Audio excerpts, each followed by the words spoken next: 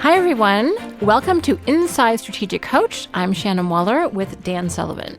Today, what we're going to talk about is taking an entrepreneurial approach versus an entitlement approach in your life and to everything that you experience. So, Dan, I've always loved how you've talked about entrepreneurism, particularly the two entrepreneurial attitudes. And I'm excited today that we're going to contrast that with entitlement because we run into that. One of our core company values is a no entitlement attitude. So this is something that's very alive for us. But first of all, what is an entrepreneurial approach versus an entitlement approach? And what's the difference between the two? A simple way of doing it, Shannon, is just to contrast them as complete opposites. Entitlement, if you feel entitled, that means that you expect others to do things for you, other people to open doors for you, other people to create the opportunities you need, other people to provide the capabilities and resources that you need, with feeling no responsibility on your part that you have to do anything to earn those. And entrepreneurism would be the 180-degree opposite, where your basic approach is that you want a bigger future, and therefore the way that you do that is that you have to create some new kind of value in the world for somebody. And there's two things about that. One is that it's only other people seeing you that creating value in a new way that makes them willing to actually help you along with your future. But the other thing is that just the attitude and the activity of creating new value has a positive creative force, and I think it attracts resources, it attracts opportunities, it attracts support. Whereas the entitlement attitude repels people, that when you feel that someone is entitled, you don't want to do anything for them. As a matter of fact, if I come across an entitled person, I don't even want to give them the things that were expected because they just turn me off so much. So they don't deserve anything. If they have an entitlement attitude, my first feeling is they would be the last person that I would offer help to. I would start at the other end with the person who's just creating value and being useful.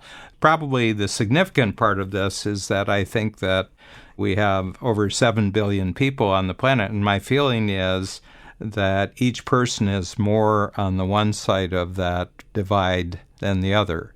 I don't think anyone's necessarily 100%, but I think that people who are entrepreneurial tend almost in a growing number of situations to always say that the way that this is going to become a bigger future for me is I'm first of all going to do something that's really useful in a new way for other people.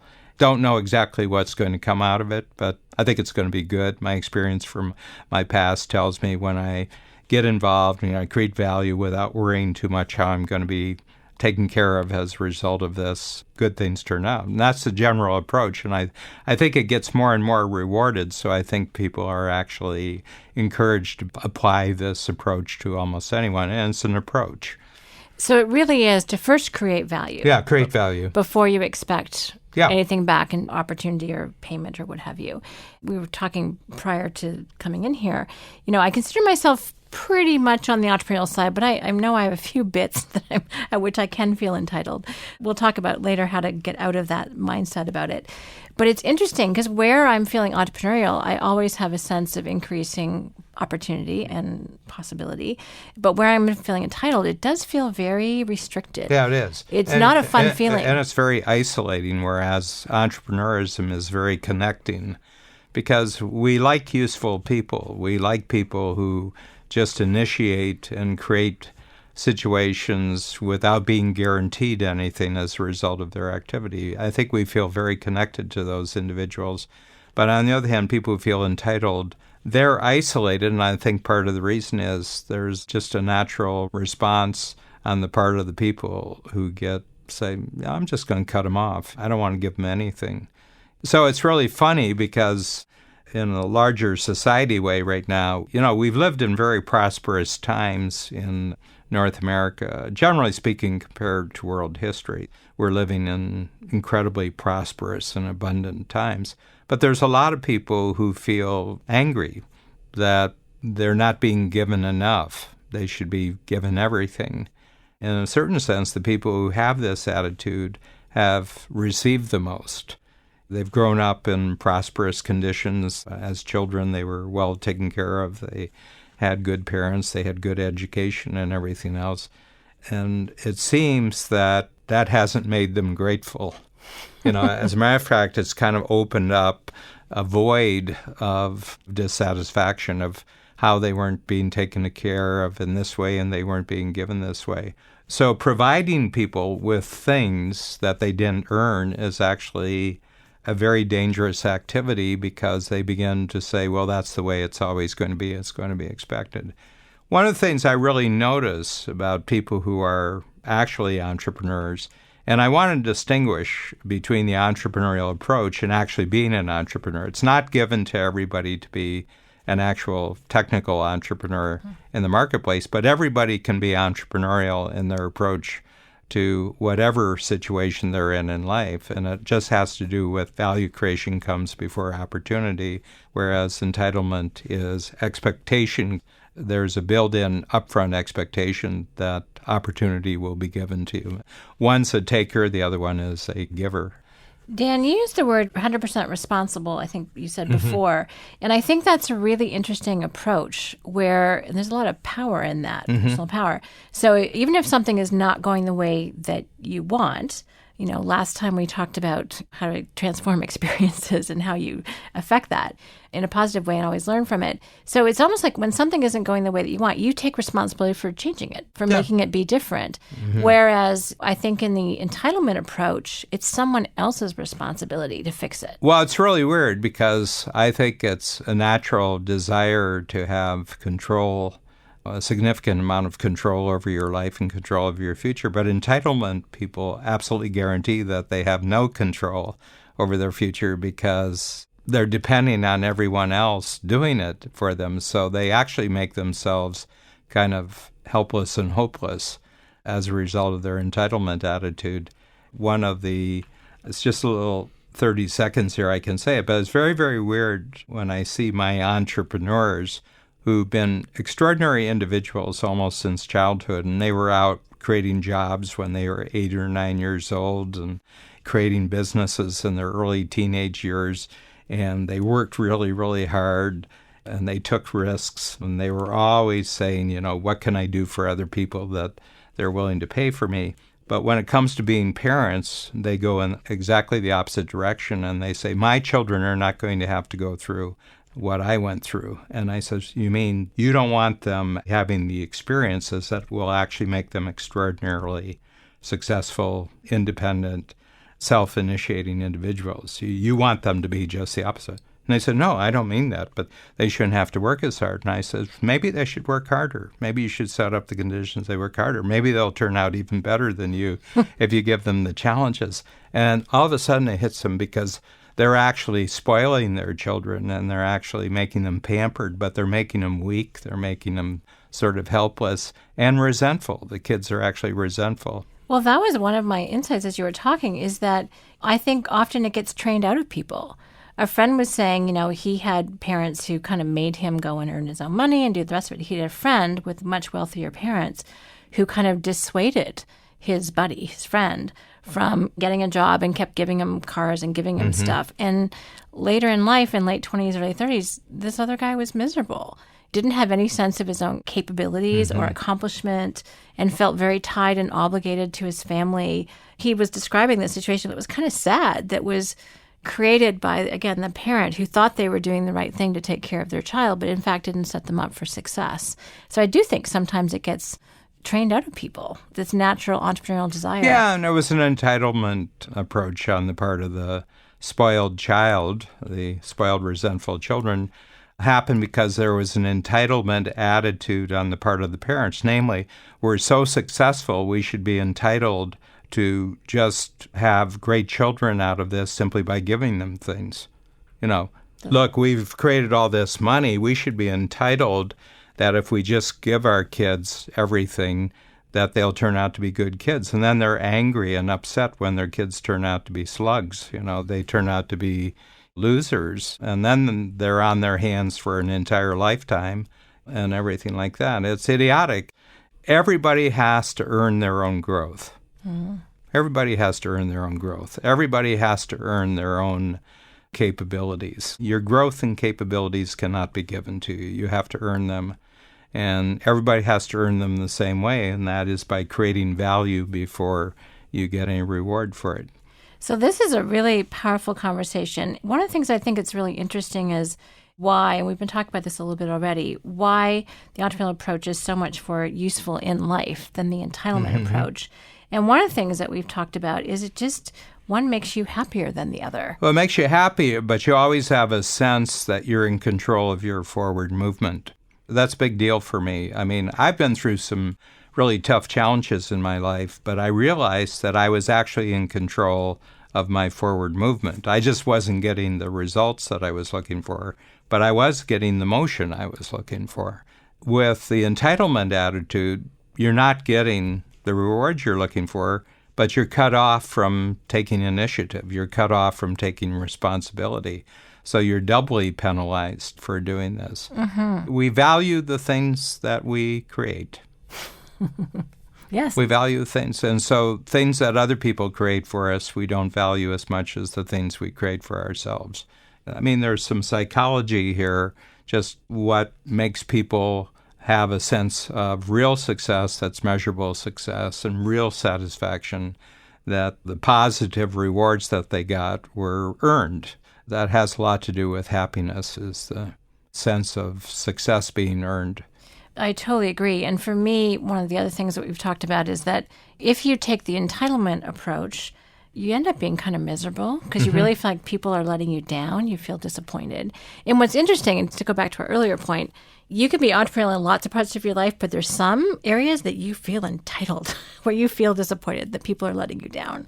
So I think this is a very human experience that all of us have. Yeah, but then you always have to question, why did I feel entitled here? And it was a fiction that you were believing in.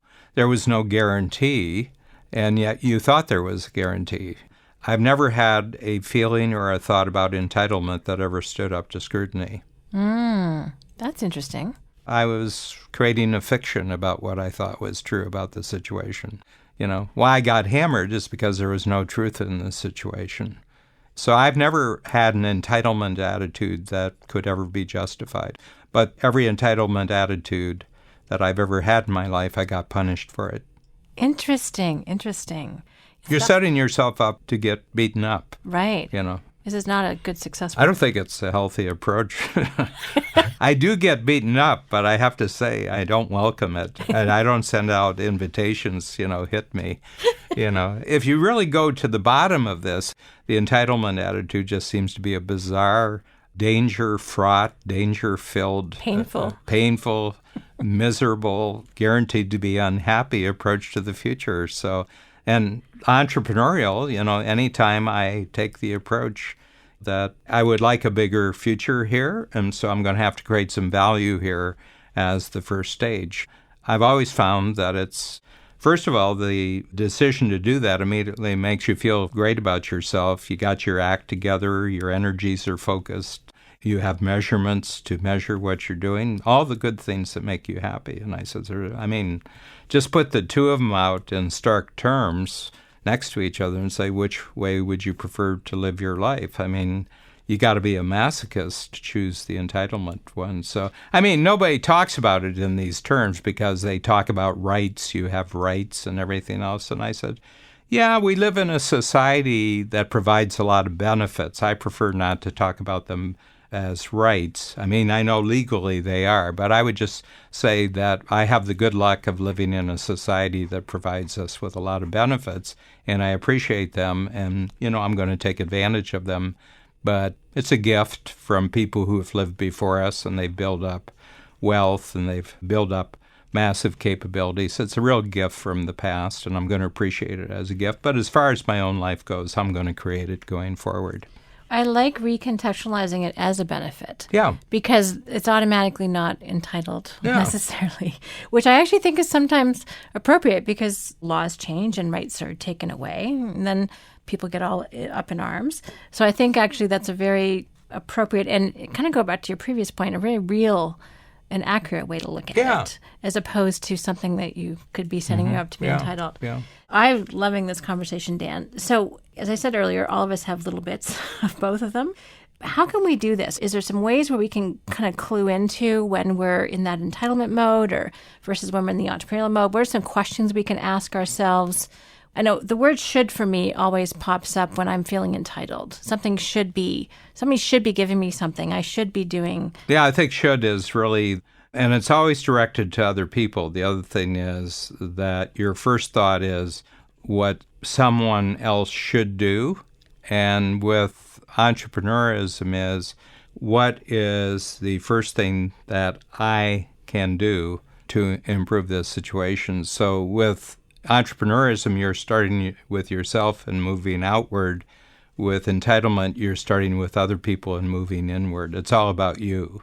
To create value, it has to be value in the eyes of other people. So immediately your attention with entrepreneurism is off yourself and it's on other people. With entitlement, the attention is entirely on yourself and what other people are supposed to do for you. So it coops you up in your own thoughts. I mean, entitlement, it sort of traps you in your own stuff, where entrepreneurism gets you out of your present situation because you're thinking about value for other people. It's not a nice thing to do. It's just write down your 5 unhappiest experiences in life, write down your 5 happiest experiences, and just ask yourself, who were you in that situation when it started? And I think the unhappiest was that you were expecting something that others were going to do for you. And with the happiest, it's something that you chose to do and actually created something that made it a happy experience. Just look at your experience, best from worst. The lessons are in there if you care to go in there, and leave other people out of it. This is your deal. At the end of your life, no one was responsible for it except you, so you might as well start from the beginning with that attitude, I mean, it's kind of funny. I think people were really unhappy their whole life. It's only very near the end of life they suddenly discover that they're the only one responsible for what happened. Mm-hmm. And I think people who are really happy start their life right from the beginning with the notion that I'm the only one who's responsible for what's going to happen. So unhappy people just wake up too late. Really happy people wake up before everyone else. That's a great way to put it. Well, I love asking myself, how can I be useful in this situation, especially if I start off unhappy? What can I do? What can I create?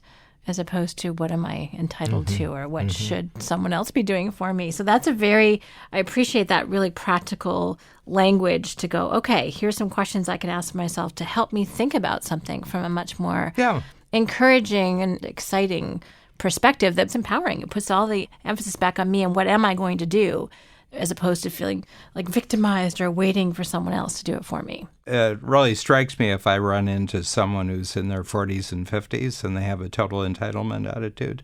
It's very easy to see them in their crib or their playpen, and they want their next meal. They want to be taken care of. They want their diapers changed. They're just babies who never grew up. I mean, there's no more entitled human being on the planet than a 6-month-old. It's all about them. Biggest egotists on the planet are the babies, and it's all about them. And it takes a while, and some people never grow out of babyhood or childhood or adolescence. They always want the guarantee that others are taking more responsibility for them than they're taking for themselves. Well, that's an interesting way to look at it, because it's really an adult way. Yeah, it's adulthood. Entrepreneurism is practical adulthood. I love it. Thank you so much, Dan. This has been fun and enlightening at the same time.